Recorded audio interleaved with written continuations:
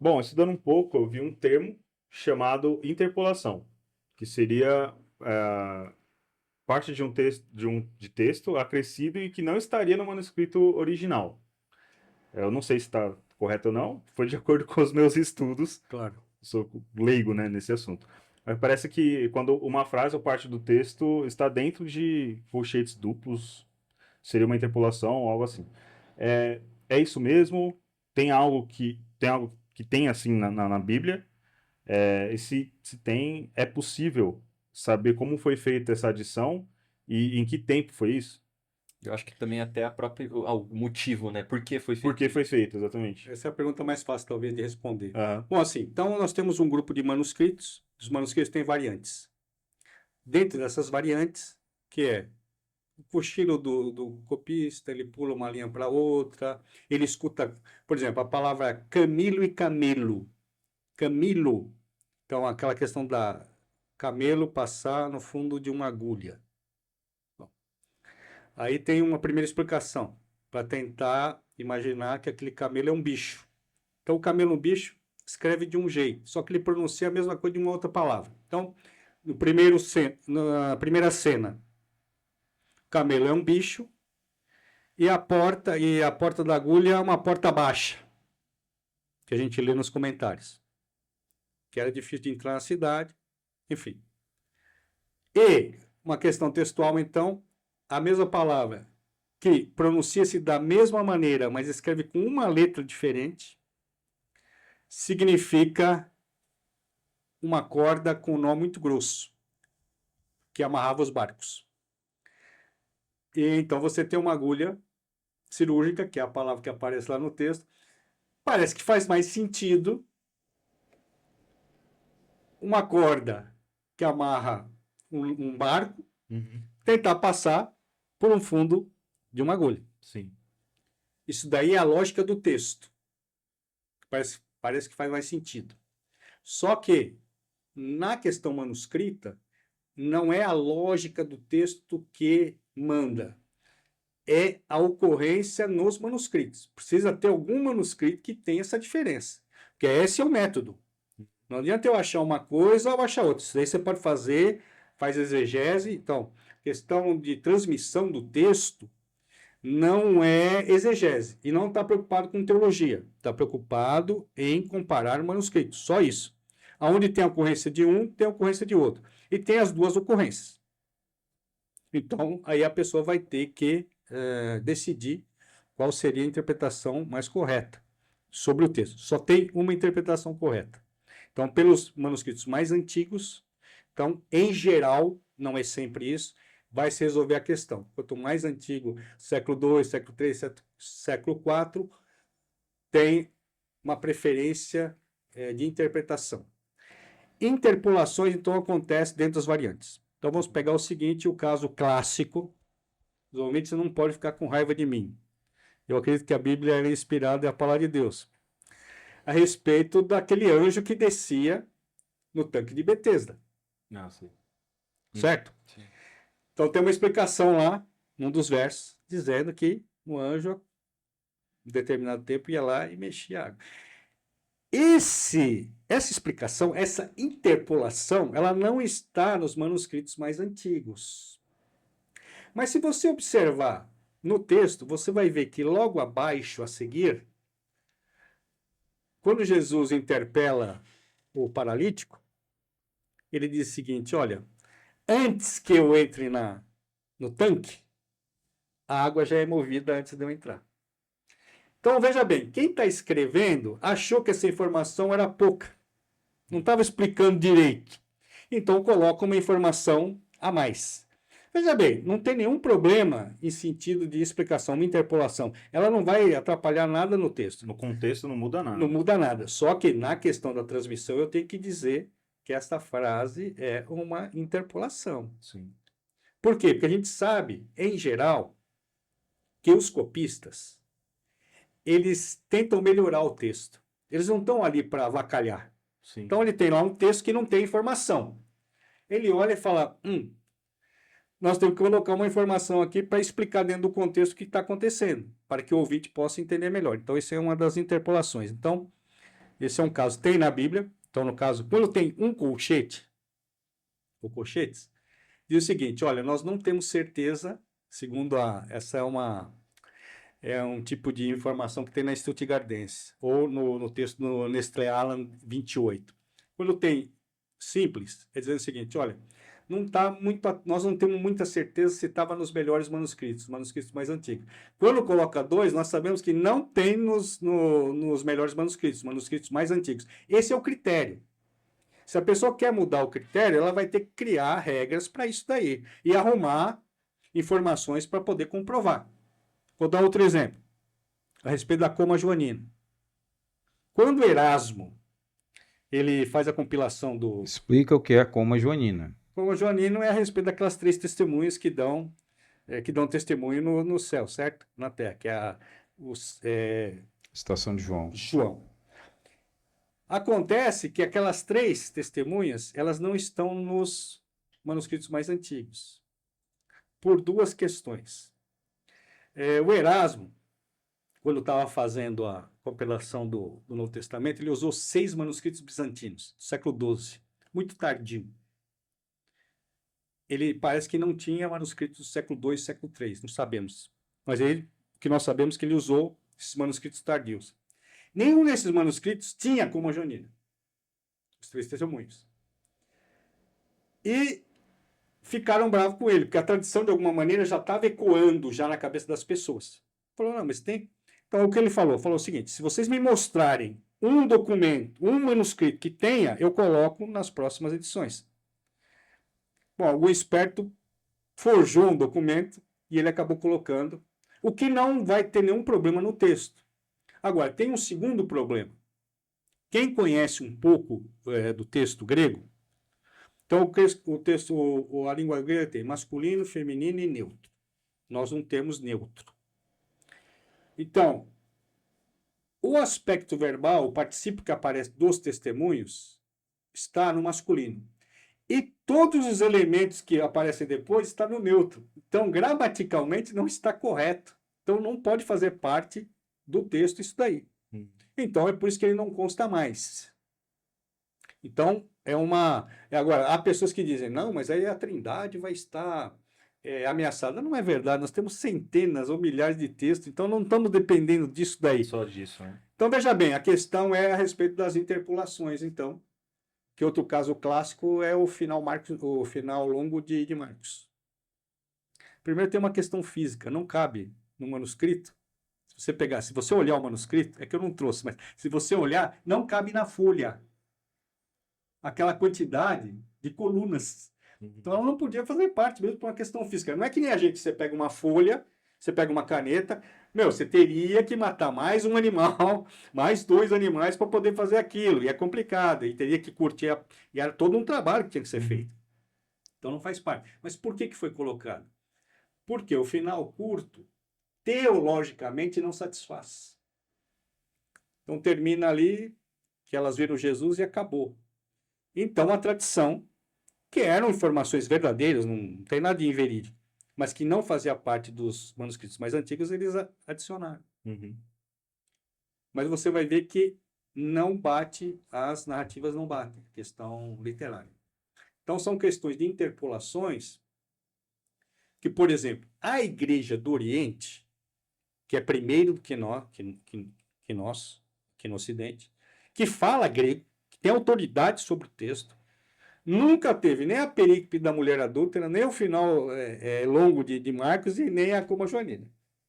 Então a pergunta que eu tenho que fazer é o seguinte, por que a Igreja do Oriente, até o século VIII para trás, do século IV para trás, não constava esse texto? Porque não estava nos melhores manuscritos. Agora, a tradição acabou somando coisas ao texto. Que são 20 questões mais fundamentais, que a turma diz que as Bíblias estão tirando. Não. As Bíblias não estão tirando, elas só estão voltando àquilo que os manuscritos mais antigos posicionavam. Na Igreja do Oriente, nem se discute isso, porque para eles esses textos eles não existem. Eles usam conforme está agora nas novas traduções, Sim. trazendo as novas informações. Mas é basicamente isso, a questão da interpolação. Não sei se foi claro, mas... Não, foi, Sim. claro. Agora uma pergunta mais direcionada ao pastor, né? A gente viu que a gente fez, existe um levantamento, né, feito pelo The Reason Project, né, de alguns textos na Bíblia que são diferentes passagens, na verdade, onde elas contam como se fossem contradições, né? Elas contam a mesma história, só que aí dentro, por exemplo, do que conta em um livro e do que conta em algum outro livro, existem algumas diferenças, né? A gente tem até exemplo, por exemplo, de 2 Samuel, né, 23:8 e de 1 Crônicas 11:11, né, que fala a respeito da quantidade, né, de pessoas que o capitão de Davi matou, né? E 2 Samuel 23. 8 e 1 Crônicas 11:11. E até a gente viu que tinha uma outra a respeito também de quando, né, Deus ele manda a Abraão ali sacrificar o filho, ele fala que é o único filho que seria Isaque, e sendo que ele, na verdade ele já tinha tido Ismael, no caso, né? E aí a nossa pergunta é se de repente essas coisas já foram respondidas e se isso cai em questão de algum tipo de contexto que foi escrito num livro, que foi escrito no outro, que acaba sendo uma ótica diferente, algum tipo de figura de linguagem, ou é falando, por exemplo, que Isaac é filho da promessa, essas coisas. Às vezes, essa que está a questão, né? Os critérios de verificação de texto, os critérios de verificação dessas histórias que nós usamos são critérios, o de hoje, né? São critérios modernos, enfim. Então, assim, por exemplo, quando Deus chega e fala para Abraão, quando é dito, agora sei que tu temes a Deus, porque não me negaste teu filho, teu único filho, não está havendo um equívoco, né? Mas aquele é o filho de uma promessa, aquele é o filho que foi dito, que seria, que, que geraria um povo, né? Sim. Então, nós temos que olhar essas questões. Quando você pega alguns textos do livro de 1º e 2º Samuel, né? E Crônicas, 1º e 2º Crônicas, deve-se olhar algumas questões. Uma delas que a gente deve sempre observar é se aquelas histórias, se aquelas narrativas estão tratando das mesmas narrativas. Porque nós vamos ver, às vezes, narrativas de batalhas. E, às vezes, essas narrativas de batalhas ocorreram em mais de uma vez, em mais de um momento. E se você olhar as listas dos valentes, por exemplo, de Davi, em alguns momentos, você vai ver que variam essas listas.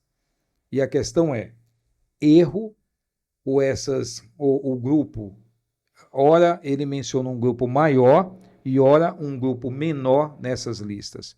É um caso que nós vemos nos evangelhos, né? Às vezes você vê, estavam dá nome de um conjunto de pessoas, em outro momento não, um momento 2 endemoniados, outro um.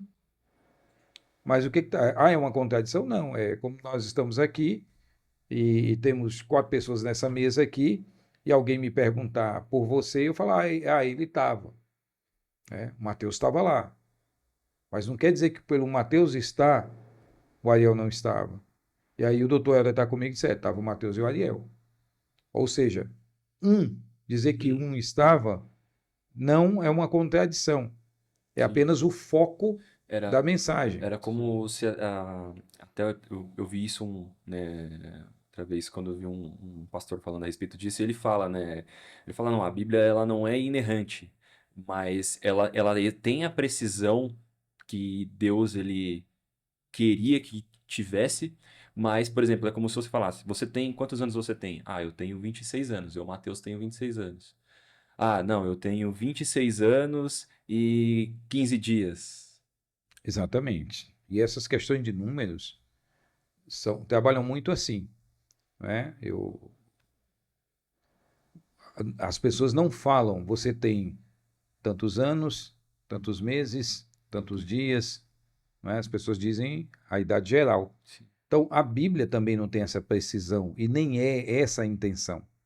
Né? Então, sempre quando você olhar textos contraditórios, dê uma olhada nessas questões históricas, de narrativas históricas. Além do que, a formação dos números começa, em geral, às vezes não é assim, mas começa com unidade, passa para dezena, passa para centena e depois o milhar. Quando você está lendo o texto em hebraico, você tem que ler o contrário.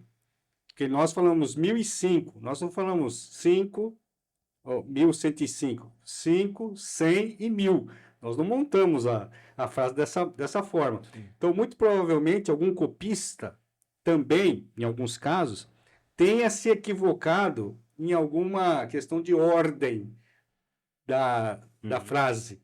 Porque, às vezes, o copista, ele não sabe o que ele está... Alguns, né? Ele só copia. Alguns não sabiam nem ler. É, eu ouvi sobre isso. Mas não sabiam nem ler. muitos. Sim, alguns não sabiam ler. Alguns não sabiam nem ler. Então, assim, Eles eram copiar. e pulavam. Por exemplo, eu estou fazendo tradução agora, eu viro e mexe, eu estou olhando computador com luz elétrica, com tudo, e eu tenho que ficar olhando direitinho para não pular uma palavra. Eu já peguei, já você imagina escrever a Bíblia e você pulou um verso. Eu tenho que voltar.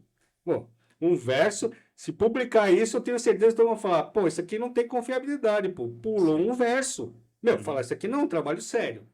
Então, assim, esses problemas, eles estavam, como o professor Paulo falou, eles estão aí inundados, gente escrevendo na perna. Você imagina a palavra de Deus, o cara escrevendo na perna. Punha a folha escrevendo na perna. Sem luz, sem muita luz, com pouco material, Recurso. quase nada. Você falando sobre essa questão de cópia, a gente tem que lembrar que copiar a Bíblia, né, ou que a inspiração, ela não era uma psicografia espírita, né? Uhum. Ela não é uma psicografia como ocorre dentro do espiritismo. O cara vai lá, entra em transe e ele sai copiando, escrevendo um texto e tal, que ele é só o canalizador daquele texto. Aquele texto não tem nada dele, a não ser que ele foi só o veículo, né? Aí tem lá as palavras que o suposto espírito usava, né? Enfim, a mensagem toda aparece, o nome carinhoso que ele tratava a mãe que está ali presente agora, uma criança, né, de, sei lá, 12 anos, 13 anos, enfim. E aí ele copia tudo isso e mostra para a pessoa, diz, não, de fato é o meu filho, essas características são dele e tal, tal, tal. A Bíblia não foi feita através de um trabalho de psicografia. A questão do Espírito Santo mover esses homens, ele os move dentro da cultura, dentro do conhecimento, dentro da experiência deles. Aliás, o próprio Pedro diz que Paulo escreve mais do que ele, né? Coisas Que é mais difíceis. coisas mais Coisas mais difíceis. difíceis. E ele diz que muitos, né, distorcem. Sim. Então, assim, Pedro está dizendo, e de fato, se você vê a escrita de Pedro e a escrita de Paulo, é óbvio que a de Paulo é muito mais rica do que a de Pedro. Mas entender que, com tudo isso, a grande questão de Deus é que esse texto, ele transmita a ideia ideal, ele transmita a vontade dele ideal para o homem. Né? Mesmo que nós não tenhamos nenhum texto original hoje da Bíblia, de nenhum livro da Bíblia. Mas a quantidade de cópias, né, comparadas, nós podemos reconstruir o texto de uma forma maior do que... Porque eu nunca vejo, doutor Helder, as pessoas falarem assim, peraí, se a gente tem uma dificuldade de harmonizar um texto aqui por causa de uma cópia, dessa palavra numa cópia, então o texto não serve. Ninguém faz isso com Platão, ninguém faz isso com Aristóteles, ninguém faz isso com nenhum pré-socrático, algum pedaço de trecho, ninguém faz isso com Heródoto, ninguém faz isso com ninguém. Por quê? Porque se sabe que na transmissão de texto vão ocorrer isso. Não era como hoje, você tem escreve um texto, digitaliza isso, e você guarda em vários arquivos e vai manter aquilo. Nós estamos falando de uma época em que textos eram produzidos à mão, completamente à mão. Eu tinha o grifado do Word para mostrar não que estava tem. errado. Não tem. Não dava para apagar depois. Entende? Então, com toda essa dificuldade que a gente olha, com toda essa dificuldade, nós ainda temos um texto altamente confiável com relação a essa transmissão. É um milagre. Sim. Tanta gente tem enfiado a mão no texto e ele tem uma unidade de 95%. Não tem outra explicação. E é uma coisa palpável. Se os detratores querem falar alguma coisa, que vão se debruçar nos quase 6.000 documentos que nós temos para demonstrar que nós estamos errados. Sim. Eles não podem gratuitamente dizer, não, esse livro não tem confiabilidade nenhuma. Você tem que entender o que é transmissão do texto, o que é a história do texto, quais as dificuldades. Nós já vamos até adiantar para eles quais são as dificuldades, porque nós já sabemos. Nós não temos medo de nenhum debate. E tem coisas que realmente nós não sabemos. Porque se nós soubéssemos tudo, nós éramos Deus. Nós não somos, nós somos pessoas. Agora, tem um problema muito, muito forte nessa questão com relação aos cristãos, né? É acharem assim, peraí, se eu tenho um texto, que eu tenho dúvida, né, que nós temos uma dúvida real de que como foi escrito aquele texto e tal, logo o texto não serve para nada. Ninguém trata nenhum texto assim. Nenhum texto ninguém trata assim. Tá? Então nós não deveríamos tratar a Bíblia dessa forma. Agora, é óbvio que existem as grandes dificuldades. Mas, por exemplo, nenhuma. Você percebe, né? Você que é mais da área, né? Você percebe que não tem. Você não vê que é uma coisa intencional, como às vezes as pessoas querem mostrar. Não, olha, eles estão querendo apagar essa ideia de Deus ou querendo distorcer aquilo como se fosse uma linha. Não, porque os textos do Oriente, que são os mais importantes, digamos assim, né? O Ocidente, durante um tempo, depois do século VI, VII, né? Nós já vamos ver dificuldade de se manter textos, copistas que conheciam a língua, né? Então, esses textos vão ficar mais no Oriente. Quando tem a queda de Constantinopla, né, 1453, queda de Constantinopla, o que vai acontecer? Muitos desses cristãos, antes ainda da queda, já vão trazer para o Ocidente textos gregos que não eram conhecidos aqui. E que a partir desses textos gregos vão se fazer, vão se analisar alguns textos novos. Ele mencionou alguns textos que tinham vindo do Oriente. Então tem muito essa jogada. Durante um bom tempo, né, nós tivemos no Ocidente, me fugiu da memória agora o nome dos dois grandes expoentes, que traduziram os textos e depois que passaram, morreram, não tinha mais, porque o texto ocidental que ficou em latim se tornou o texto majoritário da leitura. E quando vão chegando os textos, o pessoal vai comparando, dizendo, opa, peraí, tem algum errinho aqui. Vamos dar uma olhada nesse texto em latim de novo, vamos ver como é que a gente pode melhorar. Então, nesse livro, com toda essa história de vai e vem de textos, manter-se uma Bíblia como nós temos, como ele mencionou, um verdadeiro milagre, né? Que nós tínhamos 4 centros de... Bom, assim, alguns estudiosos não classificam mais os lugares como origem dos manuscritos, mas como famílias. Então, temos o texto ocidental, que é referente a Roma, mas não quer dizer que foi escrito lá, mas tem essa característica. Temos Alexandria, que era um outro centro, temos Bizâncio, e depois Antioquia, ali na Palestina. E todos esses centros fabricavam textos. E tinham pessoas que é um quadrilátero bastante longo ali. Tudo bem, a gente olha no mapa, parece ser perto, mas estão bem distantes. Mas o interesse que os cristãos tiveram em manter um texto verdadeiro. É isso que é impressionante. Tanta gente dentro trabalhando com essa... Tudo bem, nós falamos que é a ação de Deus, mas aqueles que não acreditam, tá tudo certo. Mas, como é que pode tanta gente... Eu comprei um livro uns dias atrás a respeito da poética de Aristóteles. Texto bilíngue. Quando eu fui olhar os manuscritos, tinha 6. Falei, não pode. Não é nada. Não pode, tá certo. Deve ter problema isso daqui. Só tem 6 para comparar? Só 6. E ninguém questiona. Uma coisa muito diferente, né? Alguém chega na academia e fala, não, só tem 6. Não tem... Olha as resenhas do livro, ninguém fala nada. Aquele negócio ali é sagrado. Agora, quando você tem um negócio que tem 5.000, não cabe nem num dicionário, 5.700. Ah, não. Temos dúvidas aqui. Você está entendendo? Não é justo, né? Existe um julgamento duplo, né? Sim. Me lembrei o nome. Boécio e Casidoro foram os dois grandes expoentes que tinham domínio da língua grega ainda, que depois que eles partiram, se perdeu isso, e aí vai entrar a versão latina, que vai dominar o mundo aí, mundo ocidental, e só depois com esse movimento, né, principalmente através dos muçulmanos no Oriente, cristãos vão vir para o Ocidente e vão trazer textos que eles nunca perderam do lado de lá, mas que nós não tínhamos aqui. A história da Bíblia é uma história fantástica, né? Não é motivo para invalidar ela por ser antiga, né? Tem outros textos, tantos textos antigos que são menos provados, vamos dizer assim, que são confiáveis para a grande maioria das pessoas. Acho que, na Embora a verdade, é Bíblia para seja trazer questionada. mais confiança, né? Porque, É. agora você fala, você tem tanta coisa que comprova e ainda mais que foi escrito durante tanto tempo por várias pessoas diferentes e ainda assim o sentido dos textos eles conseguiram ser mantidos, né? E Uhum. para honra e glória de Deus. Agora, Ciríaco, Incópita, a própria Septuaginta, as que é o texto grego. devoções. Meu, você pega as notas de rodapé, estão todas ali, cara. Nós jogamos limpo. Os cristãos jogam limpo com o seu livro. Nós não temos nada que esconder. Não conseguimos responder tudo? Não. Mas nós sabemos onde estão os problemas. E enfrentamos os problemas e catalogamos os problemas. Sim. Que não são mais do que 20. Assim, grave, que pode causar algum 20.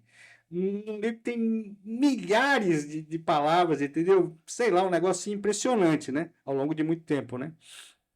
Mas nós não temos que temer nada, não. Nós temos que ficar muito satisfeito, porque Deus ele está no controle das coisas. O maior interesse que a gente, como cristão, tem é de passar a verdade, né? Então a gente quer que o livro seja confiável mesmo, né? Então, assim, todo o trabalho, eu não sou estudioso disso, nem o Matheus, mas todo o trabalho que tem em cima disso, de traduções enfim, dos originais, do que realmente quer dizer, a gente se importa muito, de fato, com isso.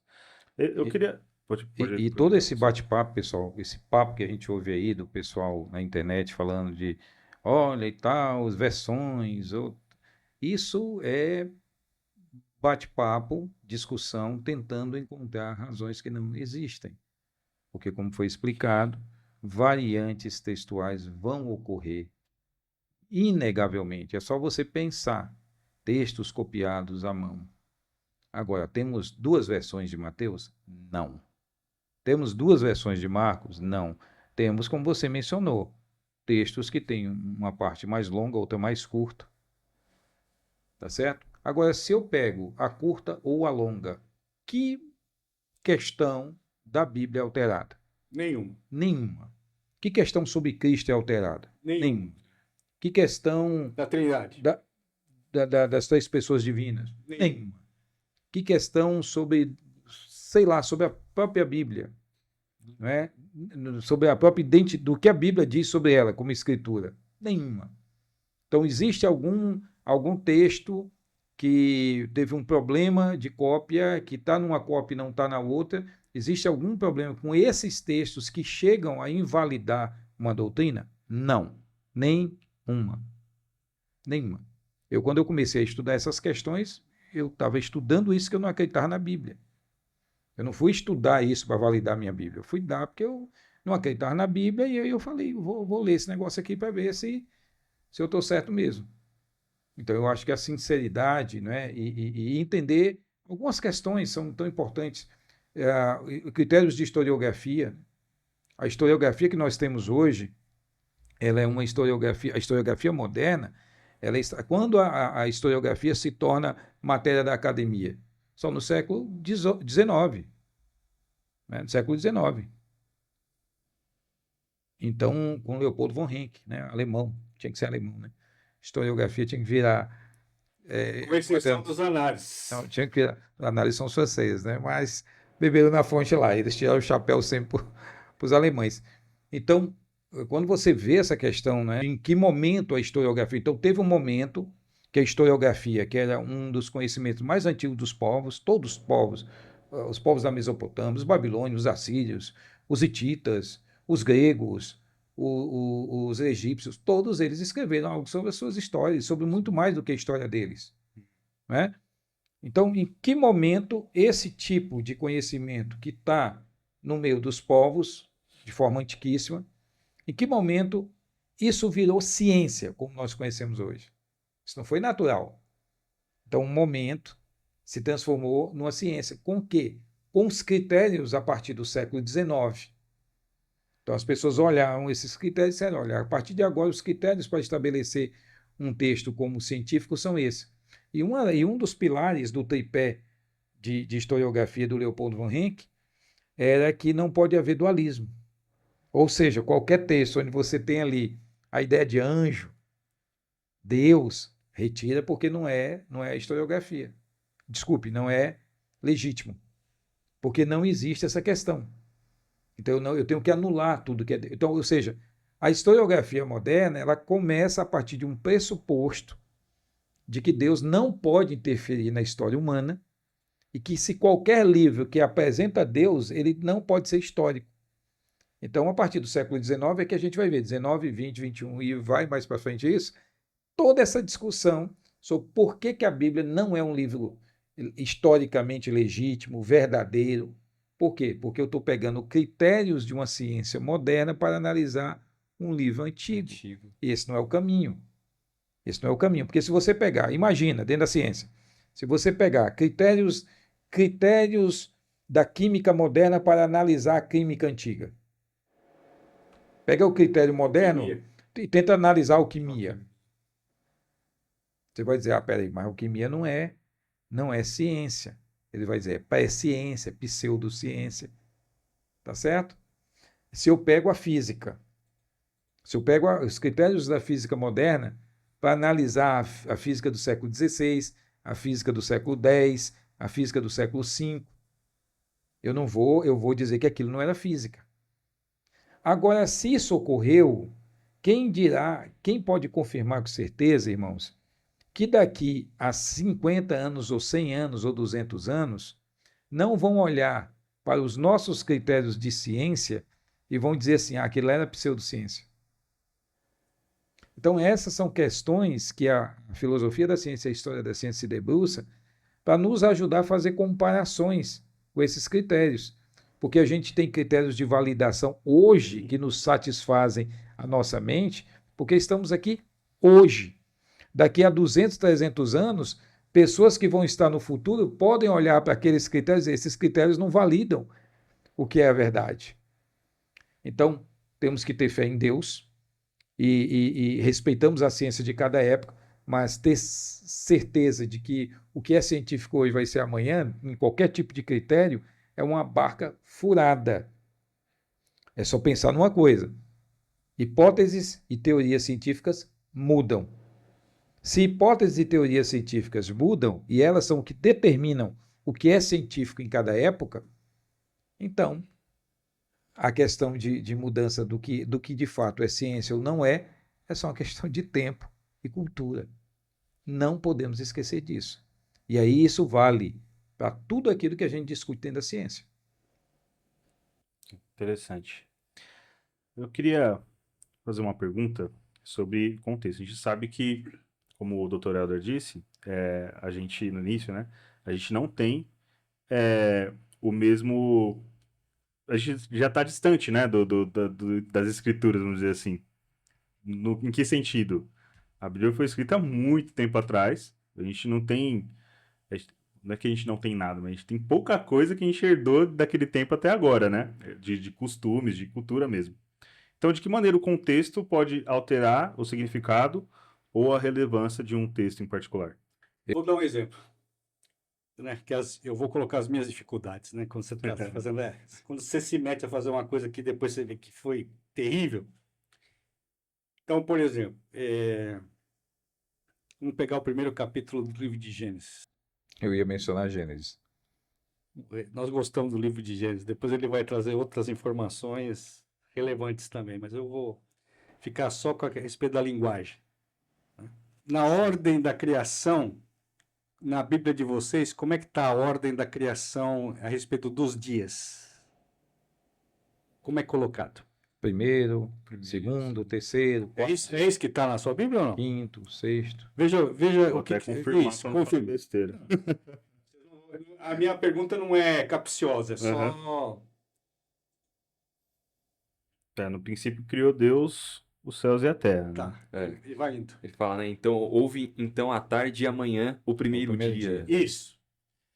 Aí depois vão seguindo os dias. Sim. Bom, aí a pergunta, aí eu vou... Pegadinha mesmo, né? Em hebraico está primeiro dia? Não. Não, Não está. porque em teoria, assim, a gente pensando, né, como a gente baseia que um dia é um dia, né, através seria do movimento da rotação através do Sol, e como você consegue quantificar que um dia se passou, sendo que não existiu o Sol? Então, assim, o texto, ele não está preocupado nessa lógica grega que você pensa, tá? Ah, Porque, de fato, a sua pergunta ela é pertinente, mas cai naquilo que o professor falou. Nós estamos colocando informações modernas para Dentro de tentar um texto ler. antigo. Não tá errado, você não está errado, eu não estou te... É difícil você não cometer anacronismo quando você olha um texto antigo. Você chegar lá e dizer assim, olha, dá um nome a algo que está lá, né? Dá um nome a algo que está lá que você usa hoje. Pessoal da escola dos análises, a escola de história da década de 20, né, 1929, a publicação da Revista dos Análises, eles já diziam isso, que o anacronismo, Mark Bloch ia falar que o anacronismo, Mark Bloch e Lucien Febvre, que o anacronismo é o maior problema do historiador. Por quê? Porque você já começa, você chega e diz assim, olha, os gnósticos, lá no primeiro século, só que a palavra gnóstico, ela já é do século XVII. Então, se você chegasse para algum daqueles caras e falasse que ele é gnóstico, que é isso? Deus me Desculpa, livre, né? Deus Não, me livre, então, vai assim, fazer o sinal da cruz. Então, veja bem, assim, é lógico, eu estou partindo de uma premissa, eu também não sou o dono da verdade, mas eu tenho que partir de alguma coisa. Se eu quero fazer alguma análise, provavelmente será uma análise imperfeita, mas eu tenho que partir de alguma coisa, que eu parto da minha cultura, de fato, e tentar ler o texto conforme está lá. Bom, na tradução, que está correta, não tem nenhum problema, é colocado por causa do nexo. Primeiro, segundo, terceiro, está tudo lindo. Só que no texto hebraico, o Yom, que é dia, ali, não é primeiro, é um. Então, assim, a gente imaginou o seguinte, é dia Dia 1, 1. Ou um segundo... dia. Bom, assim é que aí a gente vai... é que vai Dia depender... 1, um dia. Então, é que vai depender se um a gente entende como numeral ou como substantivo, né? Mas Sim. tá bom, mas assim, é numeral, no caso, né? Então, assim, é um dia, segundo dia, terceiro dia, quarto dia. O leitor moderno, vocês, por exemplo, vão falar, não, tem alguma coisa que está errada. Por que é um dia, E e depois dia segundo depois. dia, terceiro dia, quarto dia, quinto dia, Os o tradutores... sexto dia Bom, aí depois eu vou deixar e o você... sétimo. Depois eu vou deixar Continua. você falar isso aí. Então, o que acontece? Na nossa lógica, não dá certo, está errado. Os tradutores errados, não, porque eles estão, você pode traduzir de duas ou misturar, ou você traduz palavra a palavra, ou pelo sentido, ou mistura as duas coisas. Quem traduziu a Bíblia pelo sentido, faz todo sentido, desculpe o trocadilho, em colocar nessa ordem, não tem nenhum problema. Só que numa sintonia mais fina, é um errado. Cara, faz toda a diferença dentro do texto. Porque naquele primeiro dia, bom, aí vem a minha interpretação. Aí eu estou interpretando mesmo. Errado, às vezes que aparece, por exemplo, que Deus ele é um, né? É um dia singular. Nunca houve um dia igual aquele lá. Se fosse para ser uma série, existe a palavra, existe o vocábulo Rishon, que é primeiro. A pergunta é, por que eu... Por que o Moisés não escreveu É porque primeiro? tinha algum que aí eu vou deduzir mesmo. Aí não tem como, se você falar, prove para mim que isso é assim. Não tem como provar. Mas dentro da análise... Só conversando com Moisés para saber o que ele Exatamente. quis dizer. Mas existem outros elementos dentro do texto. Por exemplo, nos 4 rios, tem um. O primeiro não é primeiro rio, é um. Mas na hora que você construir a frase, não entra ali. É como se fosse o rio, né? É o dia. Esse dia. Então, pois é. O hebraico também tem um artigo definido, Sim. Mas não usou ali. mas não usou. Depois ele vai explicar os outros 2 dias. A gente gosta desse assunto, né? Então, assim, parece que nesse um dia, o dia 1, tudo foi criado, segundo a gente imagina, e as coisas ao longo dos outros dias eles foram aparecendo, mas todas as coisas já foram sendo criadas como se fosse uma noz que estava tudo, não tem nada a ver com a sessão moderna, mas assim, e tivesse tudo já feito, e aos poucos, para nós humanos, as coisas foram se manifestando. porque alguma coisa tem. Então, por exemplo, o homem e a mulher aparece também, porque o errado aparece no primeiro capítulo, segundo, 4 vezes pelo menos. Esse dia 1, esse rio 1, a junção da mulher com o homem que dá 1, e tem mais um outro, que agora não vou me lembrar, um outro no capítulo 2, que também é 1. Então, veja bem, se você pegar as ocorrências, não pode ser aleatório que apareçam esse número nos 2 capítulos, sendo que foram 2 autores diferentes que escreveram.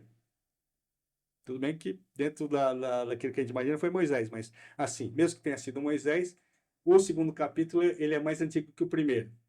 É isso aí. Então, mas assim, eu quero só tratar a questão do 1.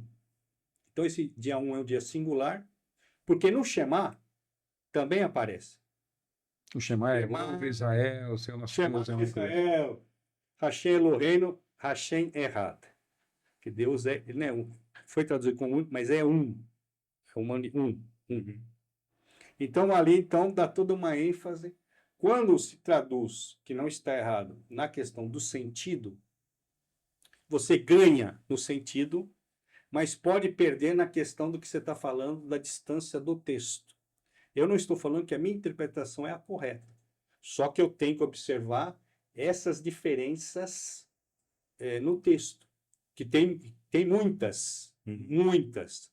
Então, por exemplo, você pega, só estendendo um pouquinho, no verso 1 e o verso 2 de Gênesis, existe uma teoria da lacuna. Só que, literariamente e gramaticalmente, não é possível isso, porque, primeiro, os maçoretas não colocaram nenhuma, porque eles sinalizam. Quando termina a perícope, ou uma grande ou uma pequena, eles colocam no final uma letra. Para dizer, olha, terminou a perícope e que às vezes não bate com a nossa divisão. Terminou aqui e começa a outra. Então não tem nenhuma sinalização disso. 2.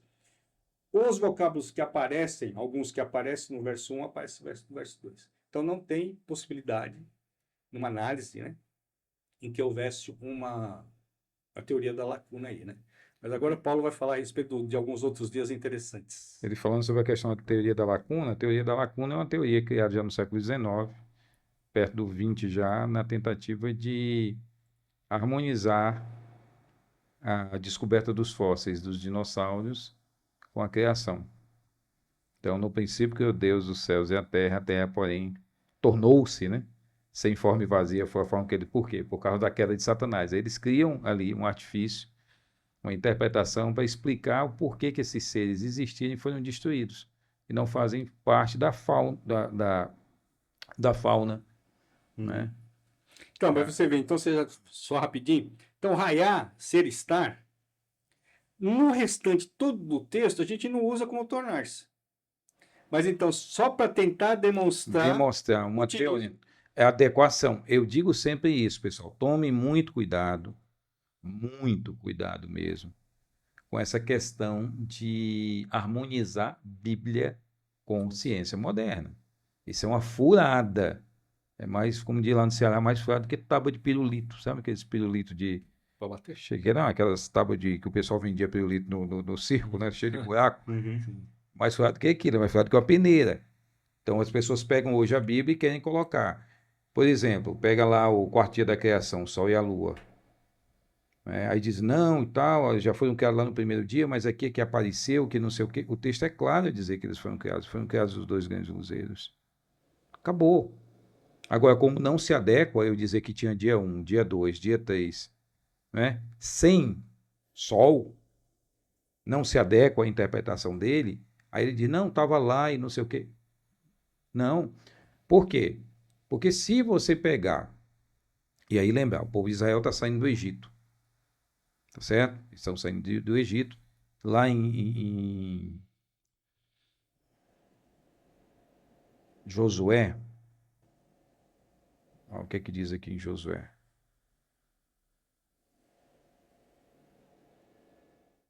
Deixa eu ver aqui. Josué, acho que é o 15, 14. Não. Josué.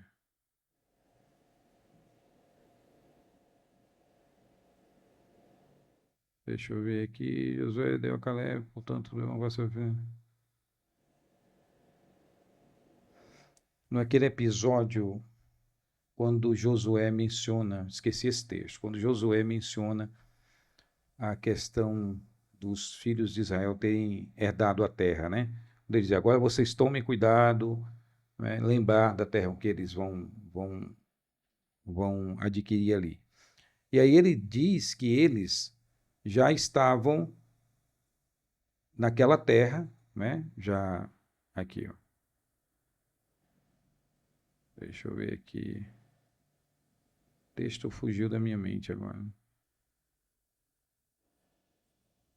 Josué 14, 1 e 2. Lê para nós aí. São estas as heranças que os filhos de Israel receberam na terra de Canaã. Seria isso? Não, Não? não. O texto fugiu da minha mente agora. Quando ele fala da questão que eles adoravam outros deuses, né? A terra onde vossos pais vieram e tudo, e que eles adoravam outros deuses.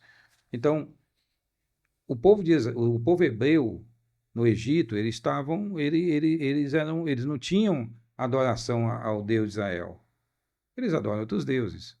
Porque a gente pensa às vezes que eles estão lá aguardando um resgate, esperando e confiando em Deus. Por isso que eles fazem bezerro de ouro e tudo. Naquele momento eles não eram monoteístas, né? Naquele momento não, né?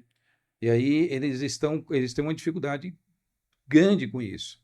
Tanto que eles pedem, né, para, no caso, Moisés apresentar, Deus, né, fala para Moisés apresentar Deus para eles, porque eles realmente não conheciam, né? E aí qual é que está na cabeça deles? Eles viveram os deuses lá da terra, não é? Que fosse do Egito, e eles estão com a cabeça nesses deuses do Egito. Uhum. E aí, gradativamente, Deus vai trabalhando isso. Quando você pega os escritos egípcios e os escritos hebreus, o escrito de Moisés, e compara, eles também têm criações em dias, tá? A criação deles também são em dias, bate com a descrição do texto de Gênesis. A sequência de criação bate. Ou seja, agora tem algumas questões no texto de Moisés que não estão no texto deles. Por exemplo, toda a cosmogonia, ou seja, a origem do universo, desses povos antigos, todo relato cosmogônico tem uma teogonia, eu tenho as teogonias, ou seja, eu tenho a origem do universo, mas tenho antes a origem dos deuses. E aí nós temos em Gênesis 1, né, e para frente, ali no capítulo 1, nós temos só os relatos Da criação. da criação, já começa no princípio que Deus os céus e a terra. Não Deus já explica a origem, existia. não Uhum. explica a origem desse Deus, nem explica a origem de nenhum Deus. Quando ele vai mencionar o Sol e a Lua, ele chama de luzeiros. Porque o Sol e a Lua também eram divindades adoradas no Egito. Né? O nome Sol e Lua, né? Manifestações de divindades, né? Uhum. Manifestações de divindades, porque eles entendiam que o Sol e a Lua não eram deuses em si, mas era a manifestação dessas divindades. E ele vai lá, e no lugar de chamar Sol e Lua, ele chama de grandes luzeiros. Ou seja, para não bagunçar a mente daquele povo que está acostumado na adoração de outros deuses, a não enxergarem, não verem o que Deus não quer que eles vejam. Deus quer que apenas, pessoal, é o seguinte, vocês aprenderam que tiveram vários deuses que criaram. Eu estou dizendo para vocês aqui, não foi Amon, não foi Pitá, não foi nenhuma dessas divindades, fui eu que criei. E eu não sou criado. E eu criei todas essas coisas. E esses luzeiros aqui não são divindades, são coisas que eu criei. Então, é como se Deus, através do escrito de Moisés, estivesse, de fato, reeducando espiritualmente o povo que sai do Egito. Por que nós temos o relato da criação do homem no capítulo 1 de uma forma, e no capítulo 2 você vê certas discrepâncias, diferentes narrativas. Você pegar a narrativa do capítulo 2 com relação ao homem, né, algumas pessoas tentam dizer que é complementares e tudo, e é possível que seja, mas quando a gente olha, você vê algumas diferenças. Por quê? Porque os egípcios escreviam todas as suas criações, eles escrevem duas de forma diferenciada. Então, se Moisés está conversando com um povo que está saindo do Egito, cuja mente, cuja cabeça, cujo coração enxerga as coisas dessa forma, ele tinha que escrever dessa forma. Então, às vezes, o texto você pode olhar e dizer assim, poxa, Moisés não poderia ter facilitado a vida da gente, tendo escrito o texto de outra forma? Não, porque Moisés não escreveu para nós, mas por nós. Ele escreveu para um público de alto contexto que não está aqui, e que se você pegasse qualquer erudito, pegar 10 eruditos na língua hebraica hoje, conhecesse a língua, a cultura, tudo, e você colocasse os 10 para discutir o texto, e colocasse a processo de lá do passado, um hebreu daquele, e dissesse, o que é que você acha do que eles estão dizendo? Ele dizia, não tem nada a ver isso aí. Isso aqui era isso, isso, isso. Porque nós usamos muitas vezes critérios modernos que não tem nada a ver com o critério lá de juízo que eles tinham e de como eles produziam história, o que eles queriam demonstrar através daquilo. Então, essas são questões, pessoal, que a gente não pode esquecer quando a gente lê esses textos, tá? Porque senão a gente vai começar a olhar esses textos de uma forma problemática, dizendo que eles dizem coisas que de fato eles não falam. Aquilo que o pastor mesmo fala, né? Do público exclusivo do autor e o público inclusivo de Deus, né? Exato. É o público exclusivo do autor e o público inclusivo de Deus. Então, nós somos o inclusivo de Deus, não o exclusivo do autor, Exato. do coautor, né? Por isso que a gente, às vezes, vai encontrar esses grandes problemas. Tem muita coisa até que hoje pode ser entendido como um furo na história, que na verdade era só algo Direcionado para para um outro público. um outro público. Exatamente, exatamente. Exatamente. Você olhar e dizer assim, peraí, mas isso aqui como era? É que hoje a gente acha, né, que entende muito das coisas e olha e fala, isso daqui tem um furo, não tem nada a ver com o que a gente conhece hoje, mas naquela época, né, a gente não era o mesmo conhecimento de Sim. hoje. Não era o mesmo. É. Olha o texto. O texto não é Josué 24:15. Porém, se vos parece mal servir ao Senhor, escolhei hoje a quem servais. Se aos deuses a quem serviram vossos pais que estavam da além do Eufrates, ou aos deuses dos amorreus em cuja terra habitais, eu e minha casa serviremos ao Senhor. Tá certo?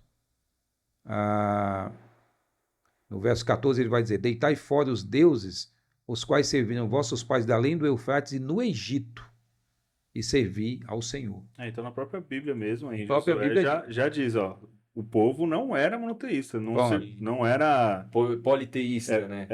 Exatamente, Exato, era politeísta, exato. Ou seja, naquela politeísta. época. O texto está educando, Deus está se revelando e educando um povo que tem outra ideia sobre Deus, outra ideia sobre fé, outra ideia sobre crença, outra ideia sobre relação com divindade, que não é a relação que Deus agora está manifestando.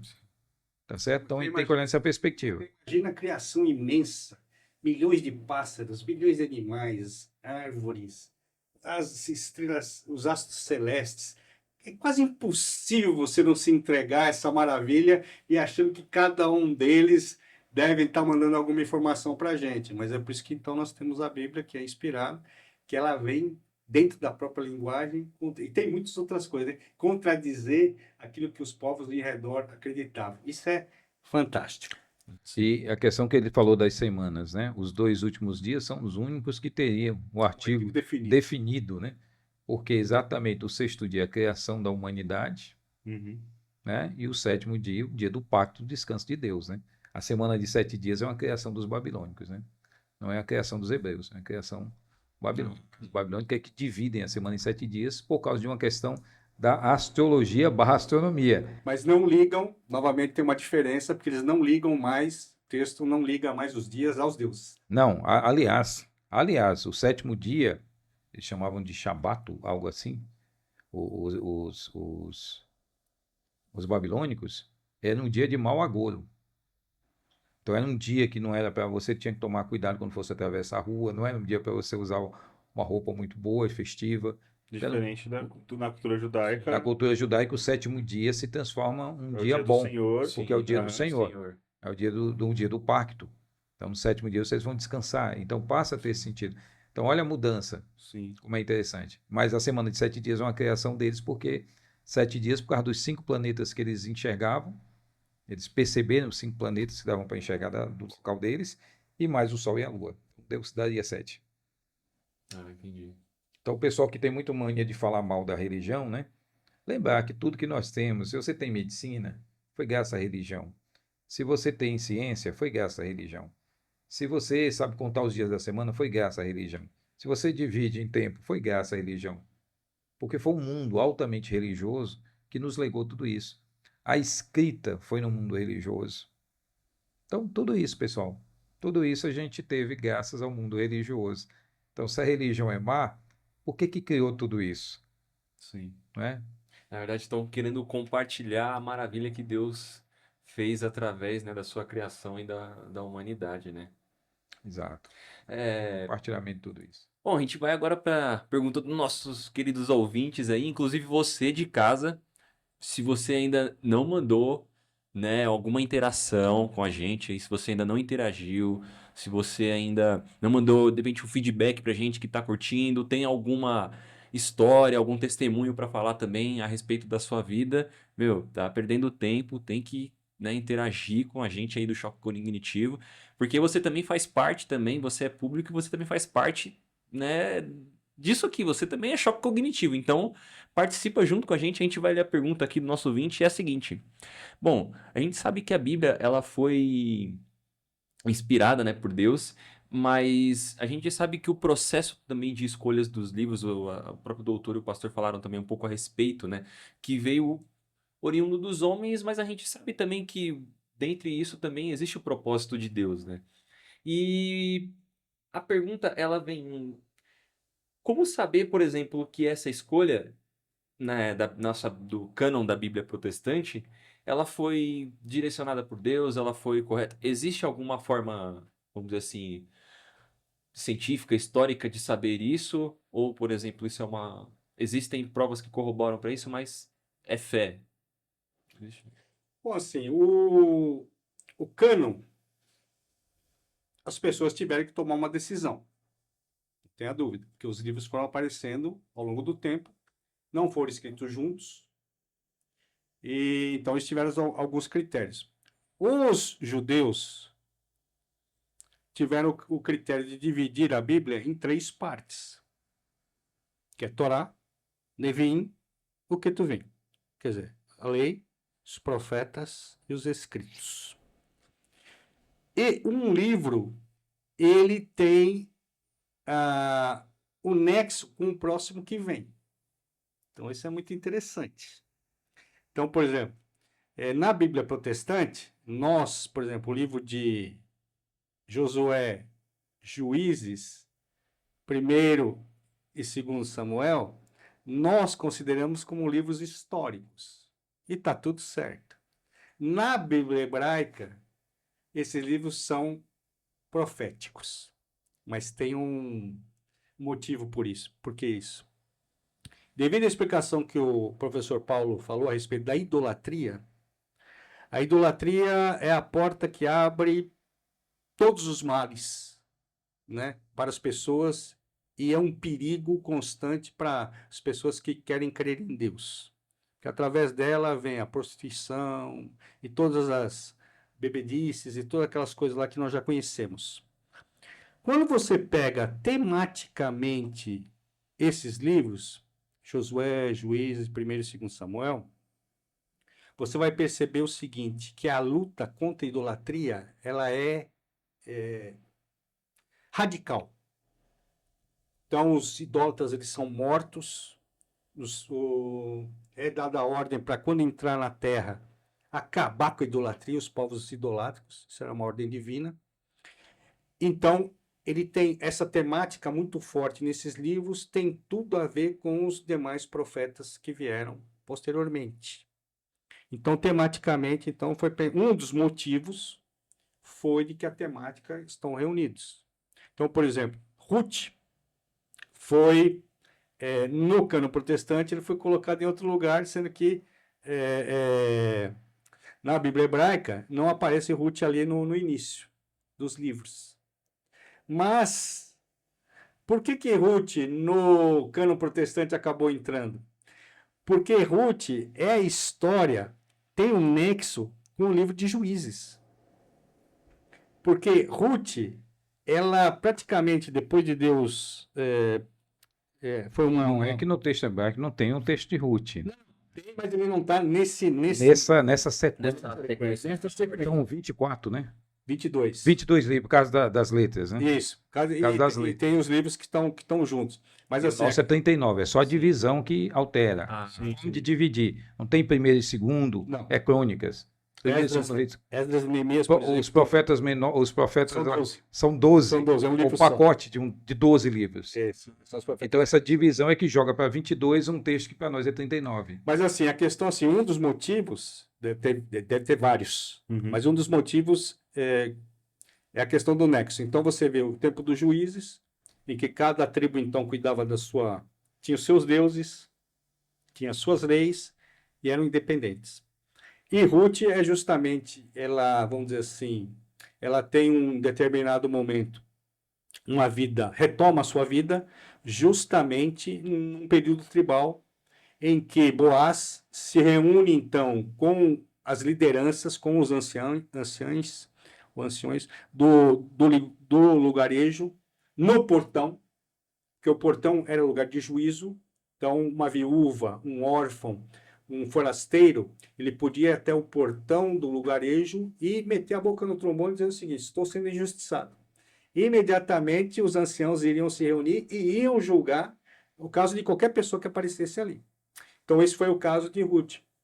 Quando Boaz já tinha tido intercurso com ela na eira, isso é um outro assunto, mas ele já tinha consumado, mas ninguém sabia.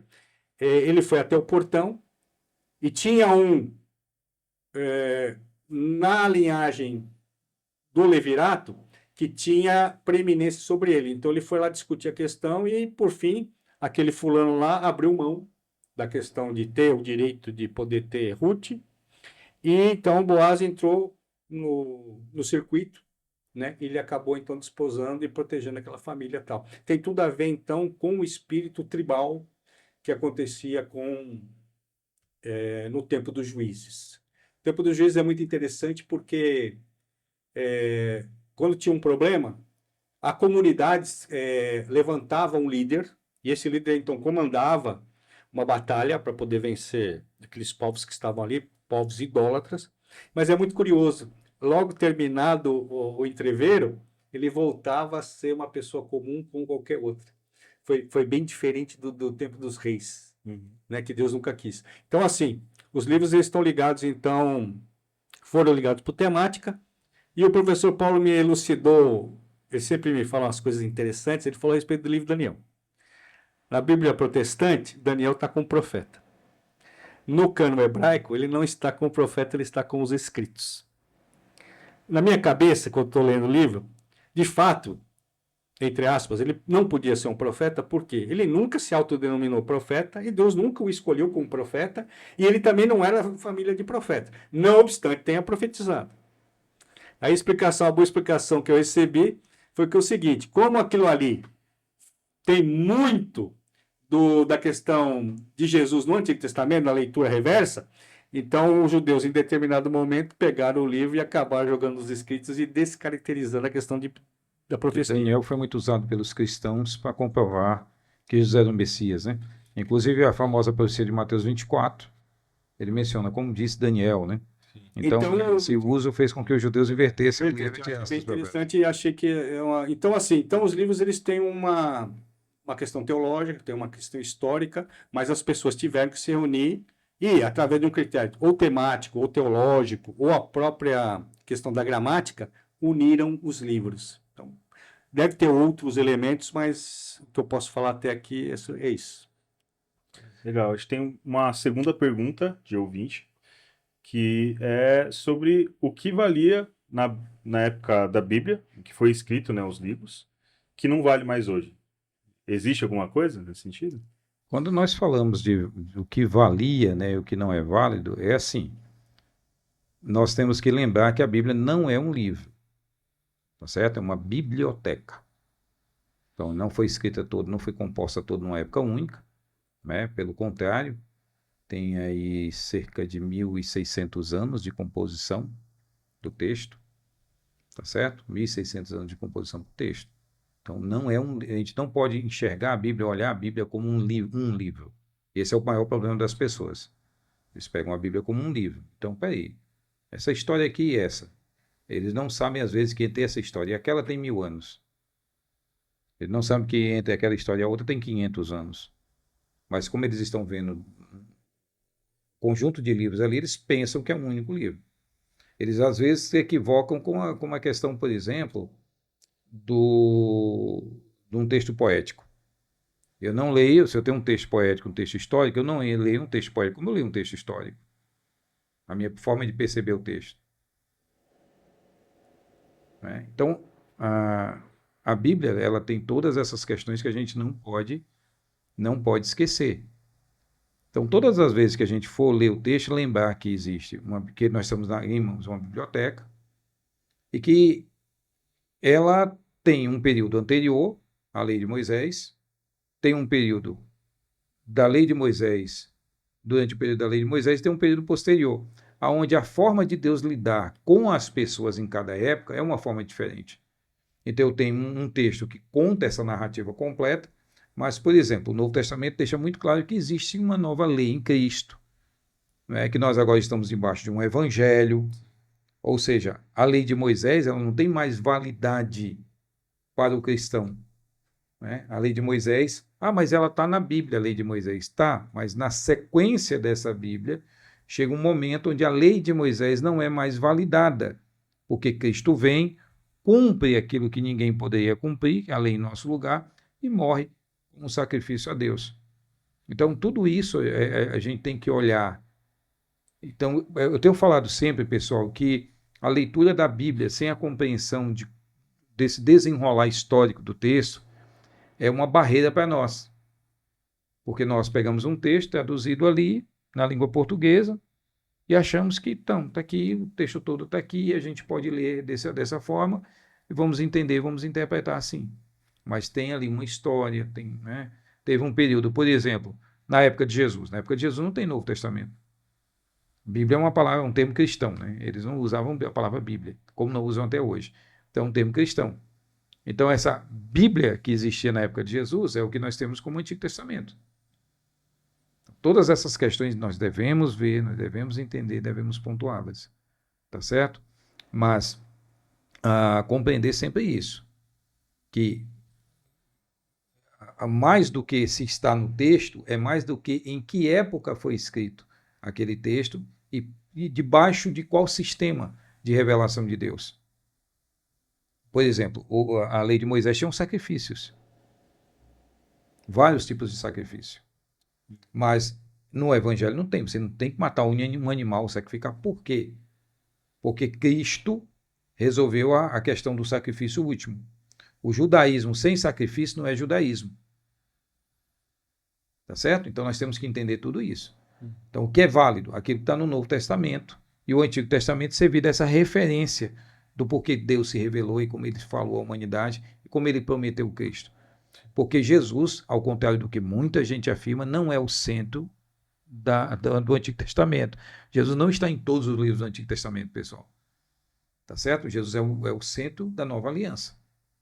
Mas ele não é, Jesus temos que encontrar Jesus em todos os livros da Bíblia, porque ele é o centro de todos. Não existe isso. Por isso que o pessoal tem um problemão de resolver Jesus em Cantares, né? Jesus em Cantares. O amor de Cristo pela igreja. Como é que o amor de Cristo pela igreja vai estar num livro escrito 1000 anos antes da igreja existir? Então Deus escreve inspira um livro que fala sobre o amor de Cristo pela igreja, sendo que ele vai enviar Cristo 1000 anos depois e formar uma igreja 1000 anos depois. Então, meu amigo, são essas interpretações que não cabem se você fizer um estudo mais sério da questão.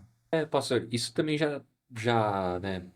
Isso é um cuidado, né, que o pastor falou. E existem outros cuidados, por exemplo, que a gente poderia tomar através... vou fazer uma interpretação através aqui da Bíblia, né? Estou lendo aqui. Que tipos de cuidado a gente pode ter com relação a fazer esse tipo de interpretação à luz da palavra de Deus, né? A gente até fala sobre traduções dinâmicas, traduções estáticas. Existe algum tipo de cuidado, além dessa questão contextual, que a gente possa tomar também? A questão dos cuidados que nós devemos ter é, primeiro, entender que você tem um texto que é uma tradução, né? Os romanos já diziam tradutor e traditore, né? Tradutor, traidor. E não é porque o tradutor quer bagunçar o texto. É porque existe um abismo entre línguas e existem expressões numa língua que não existe na outra, ideias numa língua que não existe na outra, que você tem simplesmente que adequar porque é a melhor possibilidade que você tem. Né? Então, é a melhor possibilidade que você tem. Você não. Ah, como é que eu. Olha, eu não tenho o equivalente na minha língua do que está aqui, então eu não vou traduzir? Não, vou traduzir, mas eu vou fazer uma tradução por algum tipo de aproximação. Porque são duas línguas muito diferentes, de culturas diferentes. Então a gente tem que entender isso. Agora, os cuidados. Entender os limites de uma tradução. Entender que nós temos uma tradução. E mesmo que você conheça as línguas originais, hebraico, aramaico e grego, quando você for ler, você vai fazer uma tradução. No final das contas, você vai estar dependendo sempre de uma tradução. Tá? Aquilo que o Dr. Helder falou. Você não está naquela cultura, não é a tua cultura, você não entende. Então, ter esse cuidado de ler essa tradução percebendo esses limites, tá? Entender que a Bíblia é a palavra de Deus falada com sotaque humano. Não é sotaque divino, é sotaque humano, porque Deus está tratando com o homem. Se você chega em outro país para conversar com aquela pessoa, você vai ter que usar a língua dele, não a sua. Deus não fala português, Deus não fala hebraico, Deus se comunicou na língua dos homens. Não é? Então a inspiração não é psicografia. Então o texto traz as características dele. Você pega os 4 evangelhos. Poderia ter produzido só um. Só que por que produziram 4? Porque cada um foi direcionado a uma determinada comunidade. Então João escreve o evangelho dele possivelmente lá na região de Éfeso, discutindo sobre o gnosticismo, que não aceitam que o verbo se fez carne, por exemplo. Sim. Aí você pega um Marcos que está tratando isso em Roma. Por isso que ele mostra Jesus como servo, porque tinha muitas pessoas escravas lá. Mais escravos do que homens livres. Aí você pega o Mateus, uma comunidade na Síria.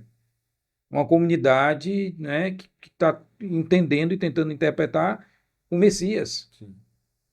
Você pega o Lucas, já é um evangelho para esse mundo que Paulo está dentro do Império Romano, que tem a ideia do homem, né?